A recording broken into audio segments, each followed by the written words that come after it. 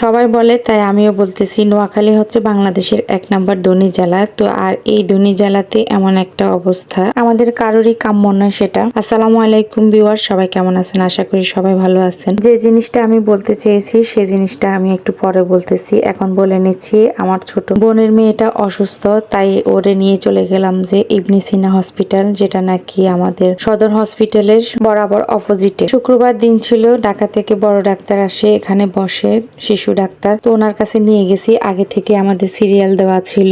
লিফটের জন্য অনেকক্ষণ দাঁড়ায় ছিলাম, আমি ভিডিও করতেছি, এই ফাঁকে লিফট একবার উঠে গেছিল। পরবর্তীতে আবার লিফট আসার পরে আমরা উঠে গেছি, আর উঠে আমরা 4 তলায় চলে গেছি। ওখানে চেম্বারে ডাক্তার বসা আছে। আর হসপিটালটা আপনারা দেখতেই পাচ্ছেন, অনেক বড় একটা হসপিটাল, নতুন করে করা হয়েছে। অনেক রোগী আছে কিন্তু বোঝা যাচ্ছে না।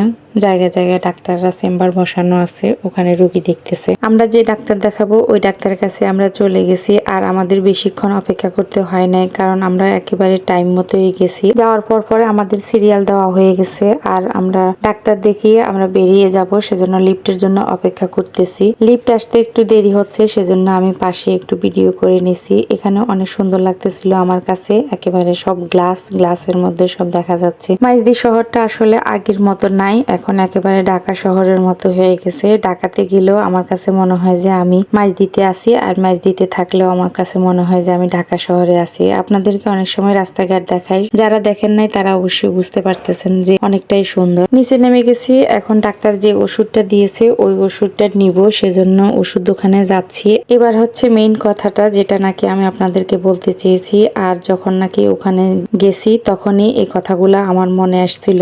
আমরা যে জায়গাতে আছি এটা হচ্ছে হসপিটাল রোড, আর মাইজদিতে যত হসপিটাল আছে সবই এই রোডে আছে, আর 2-1টা আছে অন্য জায়গাতে। সামনেই যেটা দেখছেন এটা হচ্ছে আমাদের মাইজদি সদর হসপিটাল, জেনারেল হসপিটাল। আগে অনেকটা ছোট ছিল, এখন বিশাল আকারে আরো বড় করে হয়েছে। রাস্তার 2 পাশেই কিন্তু বড় বড় হসপিটাল গুলা আমাদের এই মাইজদির মধ্যে, আর এখানে প্রতিদিনই রোগী নিয়ে শত শত মানুষ আসা যাওয়া করে। আমি যেটা বলতে চাইছি সেটা হচ্ছে এই রাস্তা নিয়ে। এখানে রাস্তাটা একেবারে খারাপ অবস্থা, একদিকে রাস্তার অবস্থা খারাপ, আরেক দিক দিয়ে সিএনজি অটো যেই গাড়ি যাক না কেন মনে হচ্ছে যে হেঁটে হেঁটে যাচ্ছে। গাড়িতে উঠে যাওয়ার থেকে মনে হয় যে হেঁটে গেলে মনে হয় আরো তাড়াতাড়ি যেতে পারতাম। অটোতে উঠে আমরা 2 বোনে বলতেছি যে আমাদের এই অবস্থা, আর রোগী নিয়ে যারা যায় তাদের জানে কি অবস্থা হয়। সাধারণ মানুষ, সুস্থ মানুষই অসুস্থ হয়ে যাওয়ার কথা। মাইজদিতে অনেক রাস্তাই হয়েছে এবং হইতেছে অনেক রাস্তা, এটাও হয়তো দ্রুত হয়ে যাবে। তারপরও আমার মতামত হচ্ছে